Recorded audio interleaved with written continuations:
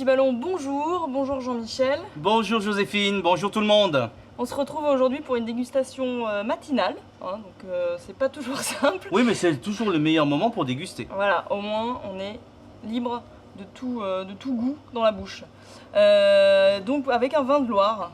Un vin de Loire, Cheverny. Alors Cheverny, ça fait partie des grands châteaux de la Loire, mais c'est aussi une appellation d'origine contrôlée en vin blanc, rouge et rosé. Et là, j'ai choisi l'Enclos du Petit Chien. C'est un vin rouge issu de Cabernet Franc, de Gamay et de Côte, autrement dit le Malbec. D'accord. Et Cheverny, c'est aussi le château de Cheverny, c'est aussi le modèle du château de Moulinsart, Oui. le château de Tintin et Milou, enfin du capitaine Haddock. C'est exactement la copie de Moulinsart, mais sauf qu'il faut couper les deux ailes de côté. C'est le milieu du château. Ah, il n'y a que le milieu. D'accord. Voilà. Et l'Enclos du Petit Chien, évidemment, ça nous rapproche également de Tintin, surtout de Milou. Le Milou. Voilà.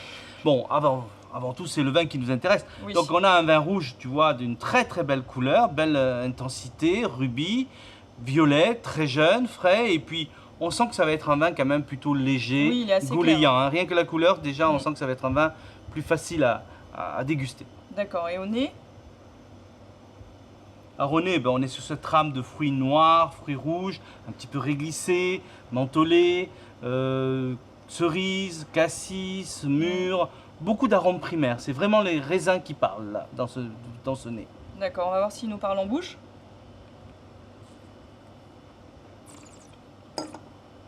Ce qu'on pensait arrive, un vin souple, fruité, Léger. gourmand, goulayant, léger mais avec un petit peu de caractère derrière. Il y a ce côté un petit peu tanin croquant qui donne du relief, un côté réglissé en finale, plutôt très agréable avec une bonne longueur.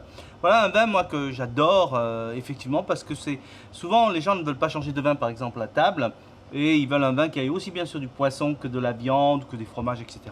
Ben, ça c'est le vin idéal pour cela. Super, bah c'est parfait. En vin d'été en fait un peu.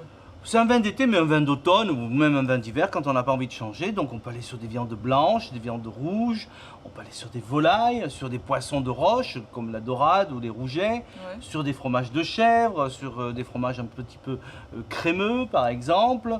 Voilà, c'est un vin vraiment idéal. Et puis moi j'ai trouvé que le travail là est vraiment remarquable parce qu'il y a une vraie pureté, un vrai respect des cépages. Il n'y a pas de maquillage comme je dis.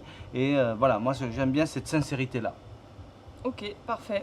Bon ben on... Alors c'est un vin à boire dans la jeunesse, excuse-moi, mais Oui, oui. c'est un vin à boire dans la jeunesse, dans les 2 ou 3 ans. C'est inutile de garder ça trop longtemps. C'est le plaisir, c'est le fruit aujourd'hui. D'accord.